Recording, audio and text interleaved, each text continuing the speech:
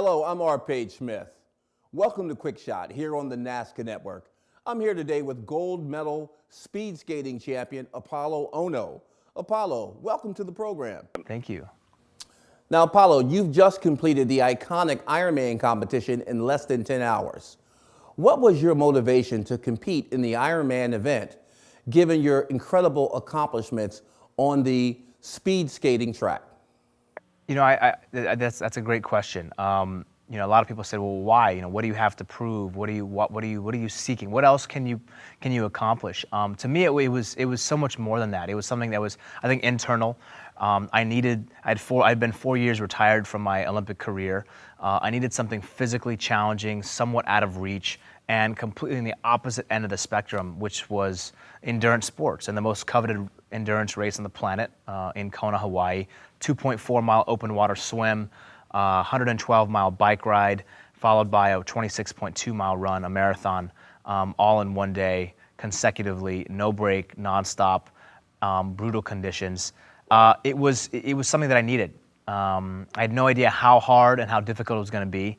Luckily, I had a great, incredible team backing me. I had a great coach, Paula Fraser, who was there along the way to support me and guide me. And without her, it would have been, I probably would never even come close to finishing. And obviously, my incredible team at Chocolate Milk, always kind of supporting me, making sure I had all the necessary product and post-workout recovery nutrition, obviously in the form of chocolate milk, always available, whatever we were doing, wherever we were training. And people say, why? And I say, you know, at the first time I ever watched the Ironman, I said the same thing. Why would somebody want to do this? Why would somebody want to take their bodies through something that it looks like human beings are not designed to complete? And I can tell you that on mile 22, 23, 24 in that run, when I was coming down those final 2-mile stretch of completing this race, the question was, why not? Why hasn't every other person tried to do this? Because it was so incredibly motivating. It was life-changing and empowering. I mean, the energy that resonated from that island in Kona, Hawaii, is something that you can't describe it. You have to see it. You have to feel it.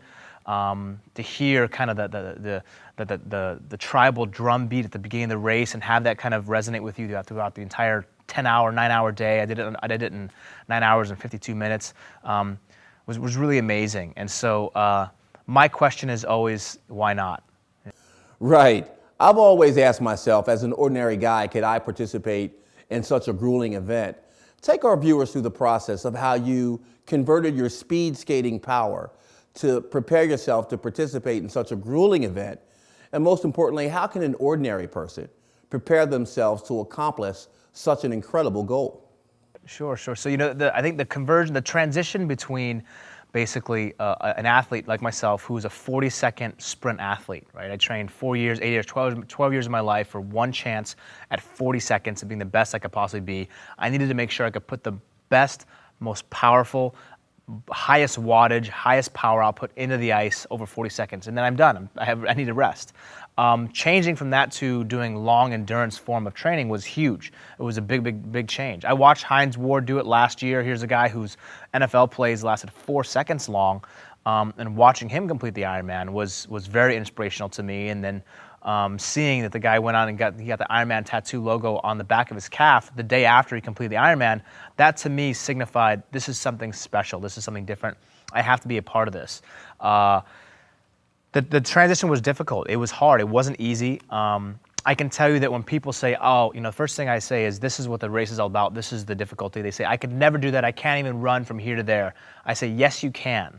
Yes, you absolutely can. The human body can adapt. It can make the changes. The things that are necessary are, obviously, you got to put in the time, you got to put in the training, you got to make sure you're recovering properly so there's no injury elements there, and also you're able to bounce back to train for the next day of training. So I think a good visual for this is to have people go to gotchocolatemilk.com. We have 8 different webisodes that are up, and it showcases from episode 1 of when I first said yes to signing up for this race. They see kind of my shape. Look, I was 4 years away from competing. I was 4 years out. I was retired. And then seeing my physical transformation, seeing the mental transformation from kind of taking this in a very relaxed atmosphere, not sure what to expect, and seeing the process every single episode all the way until I arrive in Kona on episode 8, and then watching the actual race unfold and describing the elements and describing what happened out there on the course, mentally and physically, emotionally, spiritually. and taking viewers through that is a huge proponent of why people actually can do this. And that's my entire goal and aspiration is A, to teach people about the recovery benefits of drinking chocolate milk, which we did throughout the entire process. And I want to showcase that anything is possible. And that's the actual Ironman motto, right? Is anything is possible. You can do anything you set your mind to. There's no barriers. And what I saw out there on the course was a true testament to the human body and the human will. Now, Apolo, we've talked about your physical transformation, and so our viewers are aware the Ironman competition is 140.5 miles over a number of different courses and a number of different events. How did you go through the mental transformation?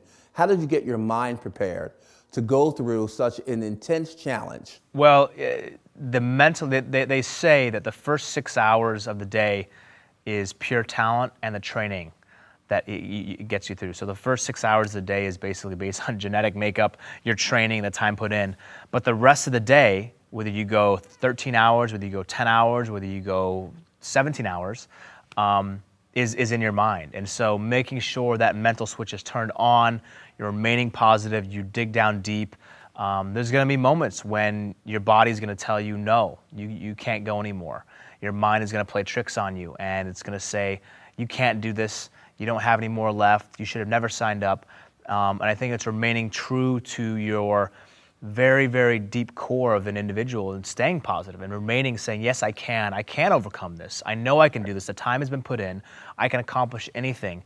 And utilizing whatever elements you can to positively reinforce your ability to continue to move one foot in front of the next. That's really what it's all about. I wasn't concerned with time. I had my own internal goals, but ultimately, I don't care who you are, what you're doing.